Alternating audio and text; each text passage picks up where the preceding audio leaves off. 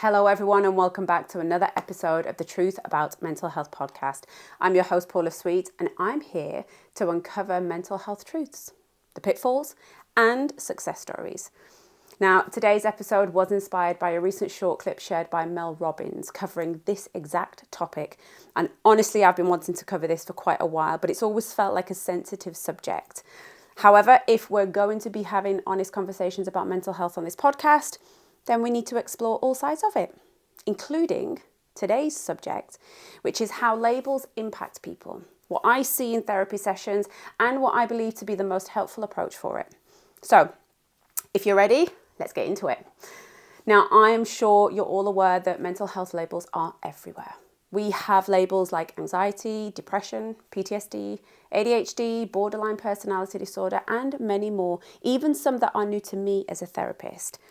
Now, these terms are generally used in doctors' offices, therapy rooms, social media posts, even everyday conversations that we're having. And for many, getting a diagnosis can feel like a little bit of a breakthrough, almost like a moment of clarity that provides validation for how they've been feeling recently or how they've felt all of their life. It's a framework for understanding their experiences, and sometimes it gives them access to treatment and support. And having a label can feel like a belonging. Knowing that there's others out there that share the same struggles and that you're not alone in this world with how you've been feeling. But, and as I'm sure you're guessing with this podcast, there's always a but. What if these labels that people are getting aren't always helpful? They're not always as helpful as they seem. What if instead of being purely tools for healing and learning and growing, they sometimes become barriers for progress to those who've been given that label? Now, honestly, I can't tell you how many times I've heard people say that receiving a mental health diagnosis or a label felt like a relief. That moment of clarity, that understanding of themselves. They finally had the explanation of what they're experiencing, a name for their struggles. Now, in many ways, that's empowering. And there is absolutely no denying that. And in many cases, that name comes with treatment plans. It comes with medications and a sense that they're not alone. They might even find online communities that are filled with people who are sharing the same diagnosis. This just is reinforcing the idea that they now belong to a group that understands them. And what humans want more than anything is belonging. Now, I've even heard several people in the last 2 weeks expressing this very same thing. I've heard it at school pickups for my daughter. I've overheard conversations in the supermarkets. But what I'm suggesting in this podcast is that over time, this comfort, this belonging, this understanding can turn into something less helpful. And what can happen is that a label can shift from being a descriptor of a temporary struggle to becoming a fixed identity. And we find that people say things like, I have depression, which can sound like an unchangeable fixed state. Whereas it would be more helpful to say, I'm currently feeling depressed. The same goes for anxiety. Rather than saying, I have anxiety, which positions it as a permanent condition. Shifting to, I'm feeling anxious right now, acknowledges that that emotion is fluid and that it can change. Now, that distinction and that simple shift in language may seem really small, but the impact is enormous. And when we internalize labels, we risk letting them define who we are rather than recognizing them as something that we're experiencing and something that we can work through. Now, over my years of being a therapist, I've seen one of the biggest pitfalls of mental health labels is that they can shape the way people see themselves and they can limit potential for change. You wouldn't believe how many clients I've worked with who, after receiving a diagnosis, they start filtering every experience through that very lens. Every bad day becomes a symptom of depression. Every challenge reinforces the idea that they're permanently stuck in an anxious state, in anxiety. For example, someone diagnosed with social anxiety, they might start avoiding social interactions entirely, telling themselves, this is just who I am. I can't do social things because my anxiety won't let me. Someone diagnosed with ADHD might feel incapable of excelling in structured environments, convincing themselves that they can't adapt, they can't thrive in those kind of environments. And then instead of using the label as a tool for understanding and overcoming their challenges, it just becomes almost a justification for avoidance and inaction. Now, I recently worked with a client who, I won't name names for confidentiality reasons, but this client had been told when they were very young that they had ADHD. And this client had spent all of their life believing and using ADHD labels as a reason that they couldn't function in life like other people. And this client saw themselves as broken, unfixable, and was operating under the assumption and structured their life around ADHD. And that led them to looking for help because they just couldn't seem to manage life and the stresses that were thrown at them. But after a few sessions, we really unpacked a lot of my client's life, habits, beliefs, and my client implementing lots of the strategies that we discussed in sessions, all reframing those beliefs and helping my client to see and understand things in a whole new perspective. This client came to a session one day, and at the end of the session, it was like a light bulb had gone off. There was a realization, and she sat with me and said, what if I don't actually have ADHD? What if I've never had it? What if I've just never changed the way I see the world and my environment and never really dealt with things as I should have done? And my client realised that many of her struggles had actually been linked to lifestyle and mindset rather than a neurodevelopment disorder.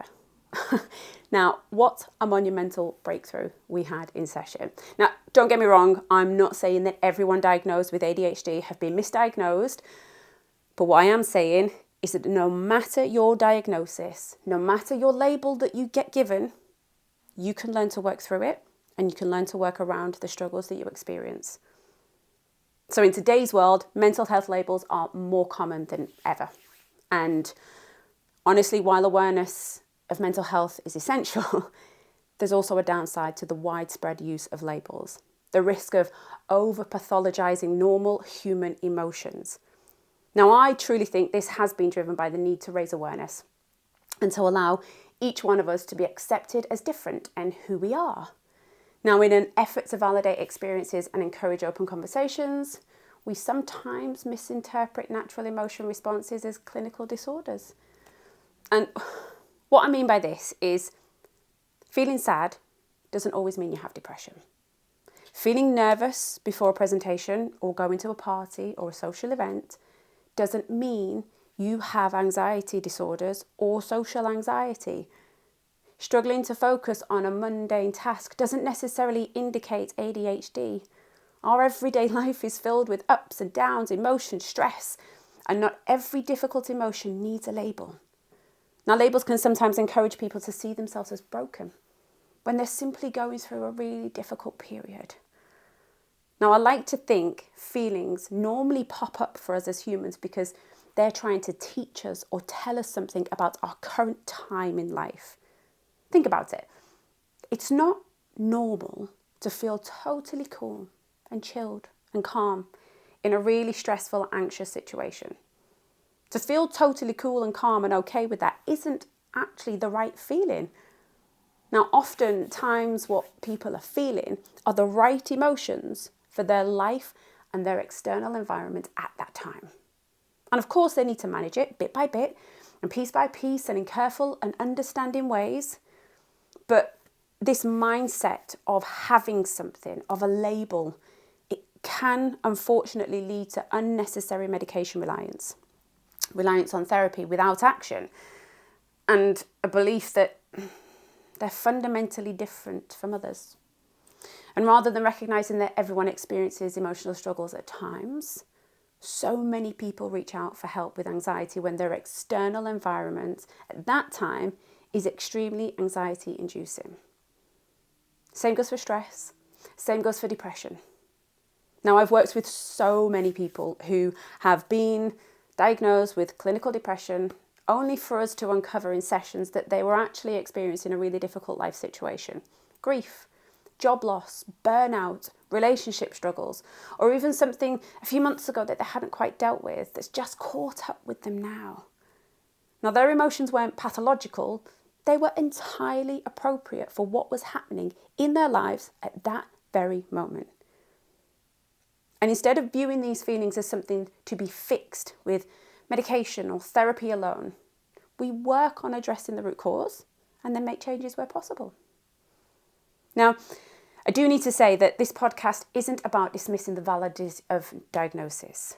Mental health conditions are real, and labels can serve a purpose. They can help to guide treatment, to access resources, and provide a sense of understanding. But the key question that I have is, how are you using your label? Are you using it as a tool to better understand yourself, take action and move forward? Or are you using it as a reason to stay stuck, to avoid discomfort, and reinforce the belief that change isn't possible for you? Now, I see many people after receiving a diagnosis fall into a cycle of waiting for the right therapy, the right medication, or the right moment to feel better. But honestly, healing requires more than just awareness. It requires action. Look at the world we live in these days. We've got more awareness than ever before on mental health, and yet mental health is still deteriorating. We're aware, but there's no positive action that seems to be taking place. And if you want to move beyond the limitations of a label, here's what I would say you need to look for. First, recognize that label as a starting point, not your identity. Your diagnosis is a tool for understanding, not a box to live in. It should be a stepping stone. Instead of seeing yourself as a person with X or saying, I have anxiety, try seeing yourself as a person who is working through a challenge and developing the skills to manage it. You also want to look to challenge the narrative that you're stuck in. Mental health struggles, they're not a life sentence. And with the right strategies, whether it's therapy, self-reflection, lifestyle adjustments, or mindset shifts, things can improve. And the key is transitioning from this is who I am to this is something I'm working on. Try to separate yourself from the symptoms. If you experience anxiety, that doesn't mean you are anxiety. If you struggle with focus, that doesn't mean you are an unfocused person. Recognizing the difference between symptoms and identity gives you the power to take action, to change your experience. And when you can see yourself as separate from your symptoms, you'll create that space that's required for personal growth. So instead of thinking, I'm an anxious person, consider I'm someone experiencing anxiety right now, and I have the ability to navigate it. And you also want to avoid the echo chambers that reinforce stagnation. This is where we talk about online communities. Online communities, support groups, they can be valuable, but they can also create echo chambers where struggle is normalized rather than actively worked on and improved. So if you're going to go down an avenue of support groups, online spaces, be sure to seek out spaces that encourage progress, not just validation. And take responsibility for your own growth. The most important shift in mental health is recognizing that while external support can help, no one can do the work for you. No therapy, no medication, no support groups. They can all be tools, but the real change happens when you take responsibility for applying what you learn. And this is something I always will tell clients when they come and sit with me is, I can't do the work. I can guide, I can help, I can teach you how to shift your mindset. I can teach you alternate perspective and reframe certain situations. But if you walk out of my door and you don't implement the stuff that we talk about in therapy sessions, then we're going to struggle. We're not going to go anywhere. So take responsibility, apply what you learn, and you will see changes with your mental health. So to summarize today's podcast, mental health labels can be useful, but they should never define you. If a label is helping you to move forward, great. Use it as a tool for growth.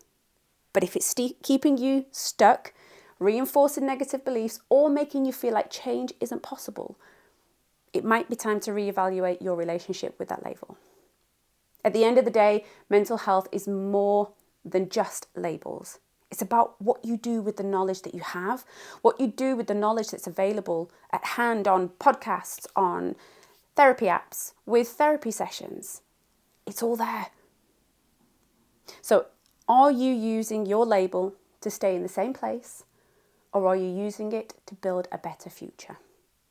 And that is a question that only you can answer. And that's all for today's podcast. I really hope that today's episode has given you some alternate insights to mental health labels. And remember, if you do think that anybody you know would benefit from this podcast, please do share. I'm not only really appreciative of the support with you sharing, but my mission is to reach as many people as possible to hopefully create a dynamic shift in how the world sees mental health and to encourage people to make positive change for themselves. So until next time, take care and I'll see you then.